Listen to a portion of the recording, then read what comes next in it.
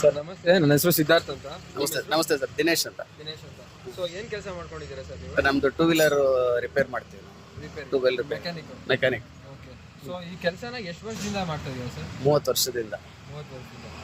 ನೀವು ಸ್ಟಾರ್ಟ್ ಮಾಡಿದಾಗ ನಿಮ್ಮ ಏಜ್ ಎಷ್ಟಾಗಿತ್ತು? ನಂದು SLC ಫೇಲ್ ಆದೆ ನಾನು. 16ನೇ ವಯಸ್ಸು. 16ನೇ ವಯಸ್ಸು ನಂತರ ಅಂದ್ರೆ ಒಂದು 17ನೇ ವಯಸ್ಸಿಗೆ ನಾನು ಈ ಕೆಲಸ ಸ್ಟಾರ್ಟ್ ಮಾಡಿದೆ.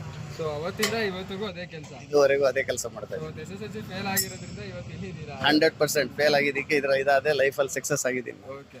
ಪಾಸ್ ಆಗಿದ್ರೆ ಏನೋ ಡಿಗ್ರಿ ಮಾಡ್ಕೊಂಡು ಸುಮ್ಮನೆ ಏನೋ ಒಂದು ಕೆಲಸ ಮಾಡ್ಕೊಂಡು ಯಾರ್ದ ಕೈ ಕೆಳಗಡೆ ಇರ್ತಾ ಇದ್ದೆ. ಫೇಲ್ ಆಗಿದ್ದಕ್ಕೆ ನಾನೇ ಓನರ್ ಆಗಿ 5 ಜನರಿಗೆ ಕೆಲಸ ಕೊಡ್ತಾ ಇದ್ದೀನಿ. ಇದಕ್ಕಿಂತ ಮುಂಚೆ ಯಾವ್ದಾದ್ರು ಬೇರೆ ಕೆಲಸ ಮಾಡಿ? ಇಲ್ಲ. ಇದೇ ಫಸ್ಟ್? ಇಲ್ಲ, ಇದೇ ಫಸ್ಟ್. ಇದು ಬಿಟ್ಟು ಮುಂದೆ ಏನಾದ್ರು ಬೇರೆ ಕೆಲಸ ಮಾಡ್ಬೇಕು ಅಂತ ಆಸೆ ಇದೆ? ಸದ್ಯಕ್ಕೆ ಯಾವ್ದು ಕೆಲಸ ಇಲ್ಲ. ಇದೇ ಫುಲ್ ಟೈಮ್ ಮಾಡೋದು. ಇದರಲ್ಲಿ ಅನ್ನ ಕೊಟ್ಟಿದೆ ನನಗೆ, ಇದರಲ್ಲೇ ಮುಗಿಸ್ಕೊಂಡು ಹೋಗೋದು ಅಷ್ಟೇ. ಈ ಬಿಸ್ನೆಸ್ ಅಲ್ಲಿ ನೀವು ಅಪ್ರಾಕ್ಸಿಮೇಟ್ಲಿ ಅಂದ್ರೆ ತಿಂಗಳಿಗೆ ಎಷ್ಟು ದುಡಿತೀರಾ ಸರ್? ತಿಂಗಳಿಗೆ ದುಡಿತೀನಿ ನಾನು ಒಂದು 1 ಲಕ್ಷ ದುಡಿತೀನಿ ನಾನು. 1 ಲಕ್ಷ ದುಡಿತೀವಿ. ಸೊ ಕೈ 1 ಲಕ್ಷ ಬರುತ್ತೆ? ಬರುತ್ತೆ. 1 ಲಕ್ಷ ಬರುತ್ತೆ. ಸೊ ಇಷ್ಟು ವರ್ಷ 30 ವರ್ಷ ಕೆಲಸ ಮಾಡಿರೋದ್ರಲ್ಲಿ ಒಂದು ವರ್ಷದಲ್ಲಿ ಹೈಯೆಸ್ಟ್ ದುಡಿದಿರೋದು ನೀವು ಅಂದ್ರೆ ಎಷ್ಟು ಒಂದು ವರ್ಷದಲ್ಲಿ? ನಮ್ಗೆ ಆ ಥರ ಲೆಕ್ಕ ಸಿಗಲ್ಲ. ಆಲ್ಮೋಸ್ಟ್ ದುಡಿದಿರ್ತೀವಿ ನಾವು, ಹೇಳಕ್ಕಾಗಲ್ಲ. ಒಂದೊಂದ್ಸರಿ 10-20 ಸಾವಿರ ಎಕ್ಸ್ಟ್ರಾನು ಆಗಿರುತ್ತೆ. ಒಂದೊಂದು ತಿಂಗಳು ಎಕ್ಸ್ಟ್ರಾನು ಆಗಿರುತ್ತೆ. ಅದು ಪಕ್ಕ ಹೇಳಕ್ಕಾಗಲ್ಲ. ಹೇಳಕ್ಕಾಗಲ್ಲ.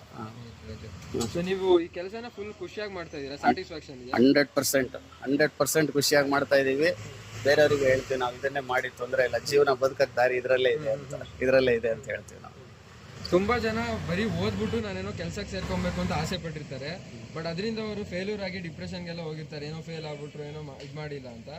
ಸೊ ಅಂಥವ್ರಿಗೆ ಏನು ಹೇಳಕ್ ಇಷ್ಟಪಡ್ತೀರಾ? ಅಂಥವ್ರಿಗೆ ಅದನ್ನೇ ಹೇಳೋದು, ತುಂಬಾ ಓದ್ಬಿಟ್ಟು ಇನ್ನೊಬ್ರು ಲೆಕ್ಕ ಬರೆಯೋಕ್ಕಿಂತ ಸ್ವಲ್ಪ ಕಡಿಮೆನೇ ಓದ್ಬಿಟ್ಟು ನಮ್ಮ ಲೆಕ್ಕ ನಾವೇ ಬರೆಯೋಂಥ ಕೆಲಸ ಮಾಡಿ ಅಂತ ಹೇಳ್ತೀನಿ ಅಷ್ಟೇ. ಸೊ ಫುಲ್ ಖುಷಿಯಾಗಿ ಕೆಲಸ? 100%. ಸೊ ಮೆಕ್ಯಾನಿಕ್ ಆಗಿ ನಿಮಗೆ ಯಾವ್ದಾವ ಥರ ಪ್ರಾಬ್ಲಮ್ಸ್ ಏನಾದರೂ ಫೇಸ್ ಆಗುತ್ತಾ? ಆಗತ್ತೆ, ಎಲ್ಲಾ ತರದ್ದು ಆಗತ್ತೆ. ಕೆಲವರು ಕಸ್ಟಮರು ರಿಪೇರಿ ಬಿಡುವಾಗ ಒಂಥರ ಹೇಳಿರ್ತಾರೆ, ತಗೊಂಡು ಹೋಗ್ಬೇಕಾದ್ರೆ ನಾನು ಅದು ಹೇಳೇ ಇರಲಿಲ್ಲ ಅಂತಾರೆ. ಆಮೇಲೆ ಪ್ರಾಬ್ಲಮ್ ಬಂದರೆ ಅದು ಮಾಡಬೇಕಿತ್ತು ಅಂತಾರೆ. ಅದನ್ನೇ ನಾನು ಫಸ್ಟ್ ಮಾಡಿಟ್ಟಿದ್ರೆ ಯಾಕೆ ಮಾಡಿದೆ, ನಂಗೆ ಅದು ಕಂಪ್ಲೇಂಟ್ ಇರಲಿಲ್ಲ ಅಂತಾರೆ. ಅಕಸ್ಮಾತ್ ರೋಡಲ್ಲಿ ಏನಾರು ನಿಂತವಾಗ ಅವಾಗ ಹೇಳ್ತಾರೆ, ಬಂದ್ಬಿಟ್ಟು ಮಾಡಬೇಕಿತ್ತು ನೀನು, ಸರ್ವಿಸ್ ಬಿಟ್ಟು ಹೋಗ ಅಂತಾರೆ. ಈ ಥರ ಇರ್ತಾವೆ, ತುಂಬ ಇದ್ದೇ ಇರುತ್ತೆ. ಪ್ರಾಬ್ಲಮ್ ಬಂದೇ ಬರ್ತಾವೆ ಆ ಥರ. ಅವರು 100%.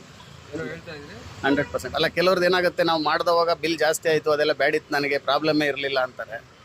ಅದೇ ರೋಡಲ್ಲಿ ನಿಂತವಾಗ ನೀನು ಮಾಡಬೇಕಿತ್ತು ಅಂತಾರೆ. ಅವೆಲ್ಲ ಇರ್ತಾವೆ ಪ್ರಾಬ್ಲಮ್ಗಳು. ಕೆಲಸ ಅಂದರೆ ಇದೇ ಗೋಳು.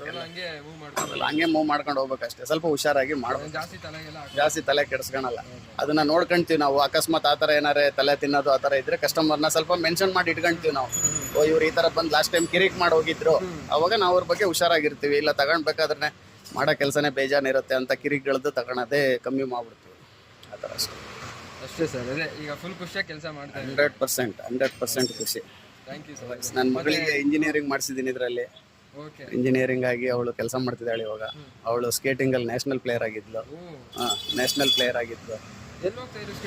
ಇಲ್ಲೇ ಕೆಂಪೇಗೌಡ ಸ್ಕೇಟಿಂಗ್ ಕ್ಲಬ್ ಅಂತ, ಅದರಲ್ಲಿ ನ್ಯಾಷನಲ್ ಪ್ಲೇಯರ್ ಅವಳು. ಮತ್ತೆ ಐಸ್ ಸ್ಕೇಟಿಂಗ್ ಮಾಡ್ತಾ ಇದ್ಲು ಅವಳು. ಐಸ್ ಸ್ಕೇಟಿಂಗ್ ಮಾಡಿ ಇಂಟರ್ನ್ಯಾಷನಲ್ ಟೀಮಿಗೆ ಸೆಲೆಕ್ಷನ್ ಆಗಿದ್ಲು. ಜರ್ಮನಿಗೆ ಹೋಗ್ಬೇಕಿತ್ತು, ಕಡೆ ಸ್ವಲ್ಪ ದುಡ್ಡಿನ ಅಭಾವದಲ್ಲಿ ನಾನು ಕಳಿಸಿರ್ಲಿಲ್ಲ. ಡೆಲ್ಲಿಗೆ ಹೋಗಿ ನಾನು ಪ್ರಾಕ್ಟೀಸ್ ಕೊಡ್ತಾ ಇದ್ದೆ ಗುರುಗಾಂವಲ್ಲಿ. ಮಾಡಿದ್ದೀನಿ. ಈಗ ಅವಳು ಇಂಜಿನಿಯರಿಂಗ್ ಮುಗಿದು ಈಗ ಅವಳು ಕೆಲಸ ಮಾಡ್ತಾ ಇದ್ದಾಳೆ. ಸೊ ನಿಮ್ಮ ಅಂಗಡಿ ಲೊಕೇಶನ್ ಕರೆಕ್ಟಾಗಿ ಎಲ್ಲಿ ಬರುತ್ತೆ sir? Basaveshwara Nagar, Carmel school ಹತ್ರ, Basaveshwara Nagar. Thank you sir. ಮುಂದೆ ಸಾಗುನಿ